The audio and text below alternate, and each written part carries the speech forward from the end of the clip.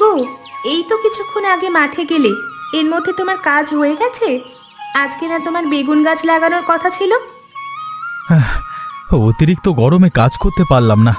কেমন যেন মনে হচ্ছিল আমার দমটা বার হয়ে যাচ্ছে। তো আজকে ঝড় বৃষ্টি হবে মনে হচ্ছে। হ্যাঁ, এই আর এক চিন্তা, ঝড় বৃষ্টি হলে ঘরের চাল তো উড়ে যাওয়ার ভয় থাকে। এই দেখো, বলতে বলতে বৃষ্টি শুরু হয়ে গেল। তাড়াতাড়ি ঘরে ওঠো। আমার আমার ছাগলটা সকালে মাঠে বেঁধে রেখে এসেছিলাম, এনেছো? একটু আগেই নিয়ে এসেছি। অনেক জোরে ঝড় শুরু হয়ে গেছে। ঘরটা কেমন দুলছে, যে কোনো সময় ভেঙে যেতে পারে। হাতে কিছু টাকা পয়সা জমলে নতুন করে একটা ঘর তুলতাম। টুকটাক যা আয় হয় সব খরচ হয়ে যায়। আমি তোমাকে একটা কথা বলতে চাই। আমার কথা শুনে তুমি পাগল ভাবতে পারো। কানাপুকুর পাড়ে একটা পুরনো আমলের বাড়ি আছে না, ওই বাড়ির সামনে একটা মোটা বট গাছ আছে। আমরা যদি ওই গাছের ভেতর 4 তলা বাড়ি করি তাহলে কেমন হয়? তোমার মাথা ঠিক আছে তো? তুমি কি জানো ওদিকে কেউ যায় না? রাত হলে নাকি পুরনো ওই বাড়ির ভেতর থেকে কান্নার আওয়াজ আসে। হ্যাঁ, ধুর, আমার বিশ্বাস হয় না। তুমি কি নিজের কানে কখনো শুনেছো? আমি নিজে কানে শুনিনি, তবে লোক মুখে শুনেছি। অনেক বছর আগের বাড়ি। এই এলাকায় জমিদারের বাড়ি ছিল, পুকুরটা ওনার। তবে জমিদারের বংশে আর কেউ বেঁচে নেই। কেউ ভয়ে ওদিকে যায় না। কেউ যায় না? তবে আমরা যাব। তুমি বটগাছের ভেতর 4 তলা বাড়ি বানাবে, এটাই আমার শেষ কথা। আচ্ছা আচ্ছা, হবে হবে। আমি আমি গাছের ভেতরে 4 তলা বাড়ি করব। এবার খুশি তো? খুশি। এত বৃষ্টি হচ্ছে কিন্তু গরমটা যেন যায় না। ওগো, তুমি কাজে যাবে না? এখনো বসে আছো কেন? কাজ না করলে কেমন করে চলবে শুনি? না না, অনেক বেলা হয়ে গেছে, আজ আর কাজে যাব না। আমি তো রাত থাকতে থাকতে কাজে বার হয়ে যাই, আবার বেশ রাত হলে ঘরে ফিরি। কেউ তো জানে না আমরা এখানে থাকি, আমি জানাতেও চাই না। হ্যাঁ, তুমি ঠিক বলেছো। আমাদের দেখা দেখি দেখা যাবে, গ্রামের অনেকে এখানে থাকতে চলে আসবে। আমরা এই বাড়িতে বেশ আরামে আছি। হ্যাঁ, তা প্রায় বছর হতে গেল। বাড়ি, পুকুর, গাছ গাছালি সব তো পড়েই আছে। আমরা ভোগ করলে অসুবিধা কোথায়? গ্রামের লোকজন জানে আমি শ্বশুর বাড়ি ঘর জামাই থাকি। এখানে আবার কে এলো? তবে তোমাকে একটা কথা বলি, যেই আসুক না কেন আমরা কিন্তু তাড়িয়ে দিব। এখানে আরাম করতে কাউকে আসতে দেওয়া যাবে না। চলো তো বাইরে গিয়ে দেখি। আচ্ছা থাক, তোমাকে যেতে হবে না, আমি যাচ্ছি। অনেক কষ্ট বুঝলে, তবে তোমার শখ আমি পূরণ করব, আমি কথা দিলাম। দেখো একবার, বাড়িটা হয়ে গেলে আমরা অনেক আরামে থাকতে পারবো। ঝড় বৃষ্টির জন্য তো বাড়িতে থাকতে ভয় করে, আর এখানকার পরিবেশ অনেকটা ঠান্ডা। গোপালদা, তুমি এখানে? আমি যতদূর জানি তুমি শ্বশুর বাড়ি ঘর জামাই থাকো, এখানে কি করছো? এই দিকে এসেছিলাম একটা কাজে। বৃষ্টির জন্য পুরনো বাড়ির ভেতরে দাঁড়িয়েছিলাম, শব্দ শুনে এলাম। তা তোমরা এখানে কি করছো? এত বছর আগের গাছটা এইভাবে গর্ত করছো কেন? হ্যাঁ, আমরা গাছের ভেতরে 4 তলা বাড়ি করব। বাড়ি হয়ে গেলে এখানেই থাকা শুরু করে দেব। এখানে তোমাদের কিছুতেই থাকতে দেব না। আচ্ছা, তোমরা বাড়ি তৈরি করো, আমি গেলাম। দিদি, তুমি আমাকে খবর দিয়েছো কেন? কোনো বিপদে পড়নি তো? এই অদ্ভুত ভূতুরে বাড়িতে থাকতে তোমার ভয় করে না? এখানে কত আরামে আছি তুই জানিস? একদিন থেকে দেখ, তারপর আর এখান থেকে যেতে ইচ্ছে করবে না। আচ্ছা দিদি, আসবার সময় দেখলাম বটগাছটার ভেতরে একজন 4 তলা বাড়ি তৈরি করছে। বাড়ি তো প্রায় শেষের দিকে। আমার সাথে ওদের কথা হয়েছে। তবে তোরা এখানে থাকিস সেটা আমি বলিনি। আমি খালি বলেছি কাজে এসেছি, একটু পরে চলে যাব। বাহ, বেশ ভালো করেছিস। শোন, এই জন্য তো তোকে ডেকেছি। ওদের এখানে থাকতে দেওয়া যাবে না। আমরা চাই না জমিদারের সম্পত্তি কেউ দখল করুক। বুঝতে পেরেছি, এখন আমাকে কি করতে হবে সেটা বলো। যেভাবেই হোক ওদের তাড়াতে হবে, জীবনে যাতে আর কোনোদিন এইদিকে না আসতে পারে। আমি কেমন করে দাঁড়াবো? এখানে কিছুদিন থাকলেই দেখবি ভয় নিজেরাই চলে যাবে। তোদের সাহস বলে বেশি আছিস, মানে বেশি সাহস বলে আছিস। আমি তো তোকে বললাম, এখানে একবার যারা থাকা শুরু করে তারা আর যেতে চায় না। আমার জন্য হলেও তুই ওদের তাড়িয়ে দিবি। এখানে ভালো মতো বসবাসের উপযোগী হয়ে তোকে নিয়ে আসবো। একদিন তুই হবি জমিদারের সম্পত্তির মালিক। কি বলছিস কি তুই এসব? তোমার ঠিক আছে? হ্যাঁ, আমি তো এবার চোখ বুঝে সামনে দেখা শুরু করে যাও। বাড়ির বাগান সব আমার হবে। বল বল আমাকে এগোতে হবে, বল বল বল বল বল। যে কোনো ভাবে গাছটা কেটে দিতে হবে। এখন কেমন করে কি করবি সেটা তোর ব্যাপার। এত বড় গাছ কেটে ফেলা তো মুখের কথা না, তবে তোরা সাহায্য করলে অবশ্যই কাটতে পারবো।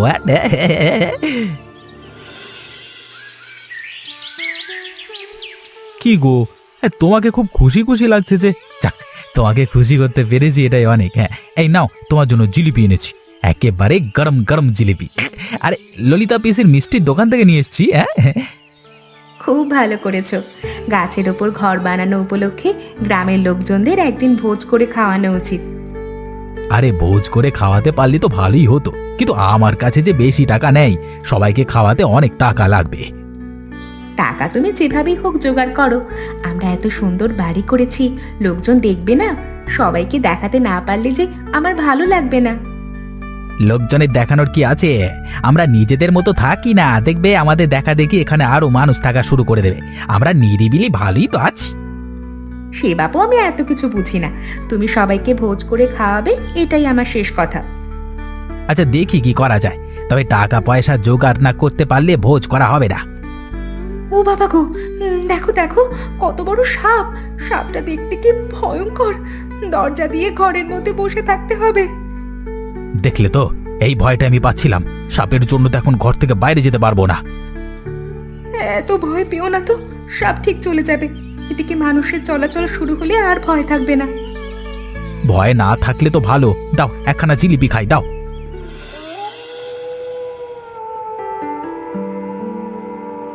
এত সহজে এই গাছ কাটা যাবে না দিদি, আমার পক্ষে সম্ভব না, তুমি চেষ্টা করে দেখো। গোপাল দাদা, একটা করাতের ব্যবস্থা করো, কুড়াল দিয়ে কাটা যাবে না। সবাই চলো, পুকুর পাড়ে একটু বসে বিশ্রাম করে গিয়ে তারপর আবার শুরু করা যাবে। তোমাদের ভয় করে না? এই জঙ্গলের ভেতর কি কোনো মানুষ থাকে? আমি এখানে বসে থাকতে পারবো না, কেমন অন্ধকার হয়ে আছে, আমার কেমন গা ছমছম ছমছম ছমছম করছে। আমরা এখানে প্রায় 1 বছর ধরে আছি, কই আমাদের তো এমন কোনোদিন হয়নি। আচ্ছা তোরা থাক, আমি দেখি আগুন জ্বালানোর ব্যবস্থা করি, দেখি আশেপাশে কিছু কাঠ পাওয়া যায় কিনা। ভিজা কাঠে আগুন জ্বলবে না, তুমি বরং আমাদের রান্না করার শুকনো কাঠ নিয়ে এসো। তোরা এখানে বস, আমি কুড়ালটা নিয়ে গাছ কাটার চেষ্টা করে দেখি। খুব শান্তিতে ছিলাম বুঝলি, ওই পলাশ আর ওর বউ এসে আমাদের শান্তি একেবারে নষ্ট করে দিল। সন্দেহে আমি কথা দিচ্ছি, ওদের এখান থেকে তাড়াবো। যদি গাছ কাটতে না পারি তাহলে ওদের ভূতের ভয় দেখিয়ে তাড়াতে হবে। কয়েকদিন পর ওরা ঠিক চলে যাবে। হবে না, আমাদের অন্য ব্যবস্থা করতে হবে। এখন প্রায় মধ্যরাত, চলো আমরা ঘরে গিয়ে ঘুমিয়ে পড়ি। আচ্ছা চলো।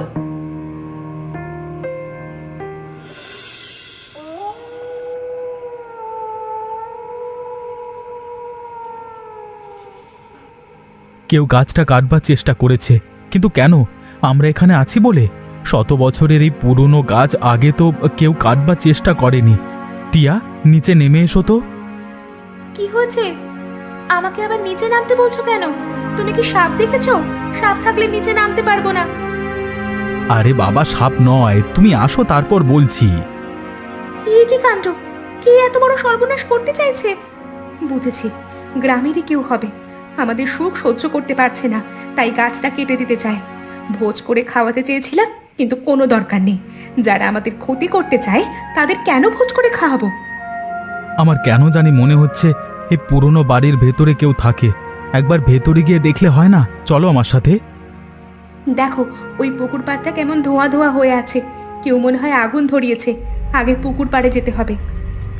এই দেখো কাঠের আগুন, আগুন এখনো পুরোটা নিভে যায়নি। এবার পুরনো বাড়ির দিকে চলো। নাক ডাকার শব্দ শোনা যাচ্ছে।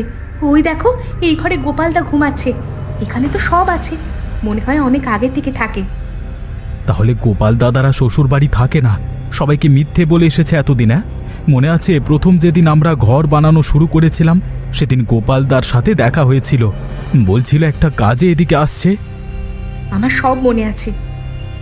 তোরা তোরা এখানে কি করছিস? এইভাবে উঁকি মেরে দেখা তো ঠিক নয়। তোমরা তাহলে এখানে আছো? ভালোই তো, জমিদারের বাড়ি দখল করে আছো, ভালোই তো। আমরা একা দখল করে আছি? তোরাও তো বট গাছের ভেতর 4 তলা ঘর করেছিস। বেশ করেছি। টিয়া এখন চলো, এখানে থাকলে তুমি ঝগড়া করবে।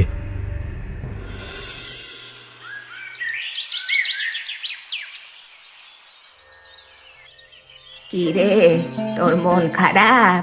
মুখটা এমন শুকনো শুকনো লাগছে কেন? বউয়ের সাথে কি ঝগড়া করেছিস? শুনলাম নাকি তোরা গাছের ভেতর 4 তলা বাড়ি করেছিস, তাও আবার জমিদার বাড়ির বট গাছে। ঠিকই শুনেছ পিসি, তবে আমরা একা থাকি না, পুরনো বাড়ির ভেতরে গোপাল দাদারাও থাকে। গোপাল তো বলেছিল শ্বশুর বাড়ি থাকে, তাহলে এতদিন মিথ্যা কথা বলেছে। তোরা যখন আছিস তাহলে আমিও যাব। ওইখানে তো অনেকগুলো ঘর, একটা ঘরে আমি থাকবো। ঝড় বৃষ্টি হলে আমার কুঁড়ে ঘরের চাল দিয়ে জল পড়ে, মাঝে মাঝে মনে হয় ঘরটা বুঝি উড়ে চলে যাবে। তুমি বরং আমার বাড়ি থাকতে পারো, আমি তো 4 তলা ঘর করেছি, তোমার থাকতে অসুবিধে হবে না। আমার আবার দালানে থাকার ইচ্ছে। সারা জীবনে কোনোদিন তো দালানে থাকার ভাগ্য হলো না। এই বয়সে এসে যদি একটু ঠাঁই হয় তাহলে মরার আগে শান্তিতে মরতে পারবো। ঠিক আছে, তুমি তোমার মনের ইচ্ছা পূরণ করো, পারলে আজই যেতে পারো। এবার আমার দুখানা গরম গরম জিলিপি দাও দেখি। হ্যাঁ, আজকে যে খেয়ে যাচ্ছিস, বউয়ের জন্য নিয়ে যাবি না? আমি খেয়ে নিই, তারপর দুখানা নিয়ে যাব। পিসি, একটা কথা জিজ্ঞেস করব, কিছু মনে করবে না তো? কি মনে করব? তুই জিজ্ঞেস করতে পারিস, তোকে তো আমি নিজের লোক বলেই মনে করি। তোমার স্বামী সংসার কি কোনোদিন হয়নি? আমি জন্মে থেকে তোমাকে একা দেখি, কিন্তু কোনোদিন কিছু জানতে চাইনি। আমার বিয়ে হয়েছিল, কিন্তু বিয়ের 3 দিনের মাথায় আমার স্বামী হঠাৎ করে বমি করতে করতে মারা যায়। তারপর আর কোনোদিন বিয়ে করিনি। খুবই কষ্ট পেলাম। আচ্ছা, আমি এবার যাব। তুমি ওকে কখনো গরম গরম জিলিপি দিয়ে যাও তো। যাক, এই বয়সে এসে দালানে থাকার সৌভাগ্য হলো। যতদিন বেঁচে থাকবো ততদিন এখানেই থেকে যাব। পিসি, তুমি এখানে কেন? তুমি জানো না এই বাড়ি এখন আমাদের অনুমতি ছাড়া এখানে কেউ আসতে পারে না। তুমি চলে যাও, নইলে তোমাকে আমরা বের করে দেব। এটা কারুর বাড়ি নয়। অনেক বছর আগে এখানে জমিদার বিক্রম আর তার পরিবার বসবাস করত। জমিদারের কোনো ছেলে পুলে ছিল না, তাই জমিদার দুঃখে আত্মহত্যা করেছিল। তারপর থেকে আস্তে আস্তে এই বাড়ি জনমানব শূন্য হয়ে যায়। জমিদার আত্মহত্যা করেছিল বলে ভয় কেউ এই দিকে আসে না। আমি তোমার কাছ থেকে কোনো ইতিহাস শুনতে চাই না। ভালো চাও তো এই বাড়ি থেকে বার হয়ে যাও। আমি যাব না, দেখি তোরা কি করতে পারিস।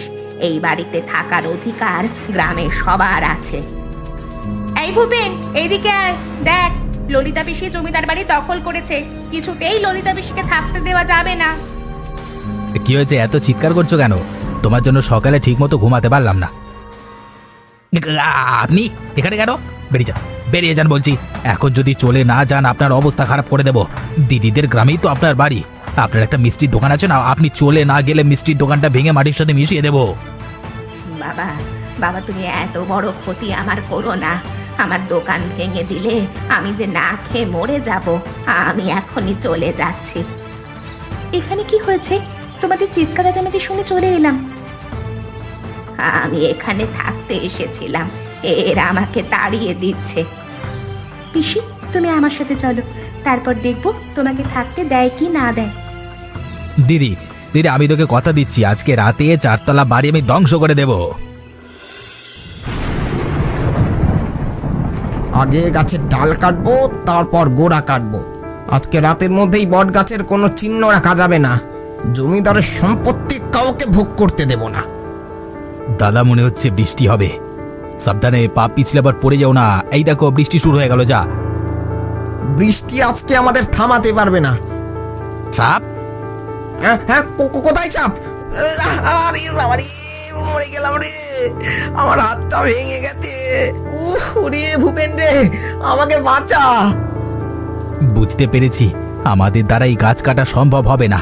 দাদা তুমি আমাকে ধরো, তোমাকে ঘরে নিয়ে যাই। আরে বাড়ি, ওরে ভূপেন রে, তোকে ধরে ওঠার মতো শক্তি আমার নেই। তোর দিদিকে ডেকে নিয়ে আয়, তারপর দুজনে মিলে আমাকে নিয়ে যাবি। ওরিস, ঠিক আছে, আমি দিদিকে ডেকে নিয়ে আসছি। ওহ, ওরে আমার এ কি হলো, আমি আর হাঁটতে পারবো না। ওহ,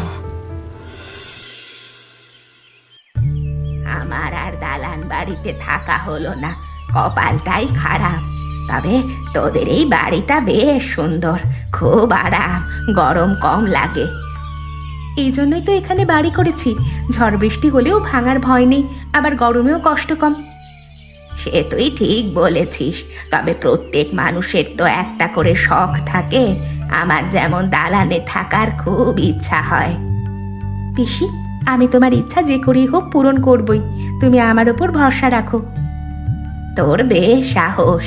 শোন মা, আমাকে তাড়াতাড়ি খেয়ে দোকানে যেতে হবে। ওই দোকানটাই আমার শখ, যা আয় রোজগার হয় তা দিয়ে আমার বেশ চলে যায়। এই বয়সে তুমি রোজগার করো, সবাই যদি তোমার মতো হতো তাহলে সংসারে কোনো অভাব থাকতো না। ছেলেদের পাশাপাশি মেয়েদেরও আয় রোজগার করা উচিত। তোর কথা ঠিক, তবে আমার কেউ নেই বলে বাধ্য হয়ে দোকান চালাতে হয়। একটা বিশাল ঘটনা ঘটেছে।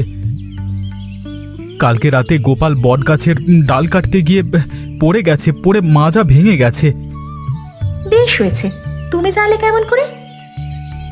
আগে রিয়া বৌদির সাথে দেখা হয়েছিল, উনি আমাকে বলল আজকে, মানে চলো আমরা আমরা আমরা দেখতে যাই। যেমন লোক ওদের তেমনই শাস্তি হয়েছে। এমন করে বলতে হয় না, কারোর বিপদে কখনো খুশি হতে নেই। ওরা তোমার সাথে এত খারাপ ব্যবহার করার পরও তুমি এই কথা বলতে পারলে? আমিও যদি ওদের মতোই ব্যবহার করি তাহলে ওদের সাথে আমার পার্থক্য থাকলো কিসে? আরে হয়েছে হয়েছে, এবার তোমরা চলো। পিসি, চলো আমরা যাই।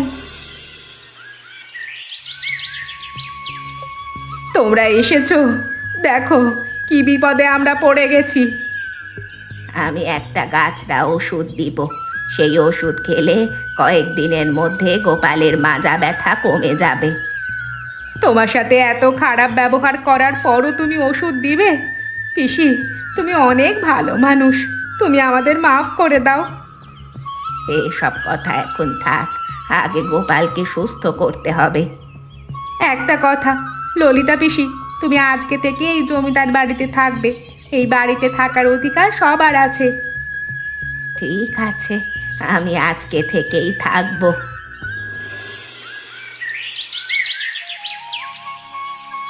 এখনো ঘুমোচ্ছ কেন? এত বেলা অবধি তুমি তো ঘুমাও না, কি হলো শুনছো?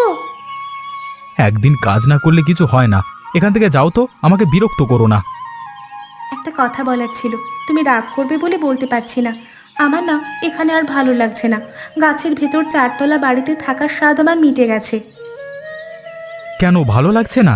এখানে তোমার থাকতে হবে। গাছের ভেতর চারতলা বাড়ির জন্য তুমি আমাকে পাগল করে দিয়েছিলে। কত কষ্ট করে আমি বাড়িটা করেছি, আর এখন তুমি বলছো এই বাড়িতে থাকবো না? এখানে থাকতে ভালোই লাগে, কিন্তু বিষাক্ত পোকামাকড় আর সাপের বড্ড ভয় করে। এই বটগাছে অনেক সাপ। তুমি যখন যা বলতে তখন তাই শুনতে পারবো না, ভালো লাগে না। তুমি এখান থেকে যাও, আর আমাকে একটু শান্তি করে ঘুমাতে দাও তো। বুঝতে পেরেছি, এই বাড়ি ছেড়ে আর যাওয়া হবে না। কি আর করা, সাপ আর পোকামাকড়ের সাথে বসবাসের অভ্যাস করতে হবে। বলুন তো দেখি, ললিতা পিসির কিসের দোকান? সঠিক উত্তর কমেন্ট করে জানাবেন। আর পরবর্তী গল্প দেখার জন্য আমাদের চ্যানেলটা সাবস্ক্রাইব করতে ভুলবেন না। সবাই ভালো থাকবেন, সুস্থ থাকবেন। ধন্যবাদ।